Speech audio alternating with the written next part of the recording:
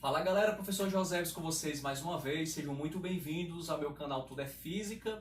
Hoje, continuando o estudo da eletrostática, vamos falar sobre lei de Coulomb. Essa lei permite-nos calcular o módulo da intensidade da força elétrica entre duas cargas elétricas. Lembrando que se as cargas elétricas têm cargas de sinais iguais, essa força vai ser repulsiva. E se tem cargas e sinais diferentes, a força vai ser atrativa. Interessante que Charles Auguste Coulomb, ele chegou a essa fórmula a partir de um experimento, utilizando o que nós chamamos de balança de torção. A partir dessa balança, ele relacionou a força entre as cargas elétricas com a distância das cargas e com o produto dos módulos das cargas. Deixa eu explicar melhor. Relação entre força e distância. Imaginemos duas cargas positivas, cargas Q1 e Q2, separadas por uma distância D. A partir dessa balança, ele mediu a força entre elas e chegou à seguinte conclusão, que a força entre elas é uma força F. Ok? Em seguida, utilizando as mesmas cargas, ele duplicou a distância entre elas e percebeu que a força diminuiu. Mas diminuiu quantas vezes? 2 vezes? Não, diminuiu 4 vezes. Ou seja, a força ficou sendo 1/4 do que era antes. E ele fez isso para várias situações. Eu coloquei aqui uma tabela.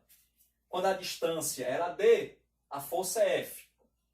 Quando ele duplicou a distância, a força diminuiu 4 vezes, que foi o exemplo que eu dei. Quando ele triplicou a distância, a força diminuiu 9 e assim por diante. Aumentou 4 vezes, a força diminuiu 16 e por aí vai. Então ele chegou à seguinte conclusão, que a força é proporcional ao inverso do quadrado da distância. Se nós colocássemos aqui uma distância 8D, aumentasse a distância 8 vezes, o quadrado de 8 é 64. Então a força diminuiria 64 vezes. Em seguida, ele fez a relação entre força e produto das cargas. Mais uma vez, carga 1, carga 2, distância D. Ele duplicou o valor de uma carga e triplicou o valor de outra carga. Ele verificou que a força agora aumentou 6 vezes em relação ao que era antes. 2 vezes 3, 6. Outros exemplos. O exemplo que eu já dei, se você tem carga 1, carga 2, a força é F. Se você duplica uma carga e triplica a outra, a força vai ser 6 vezes o que era antes.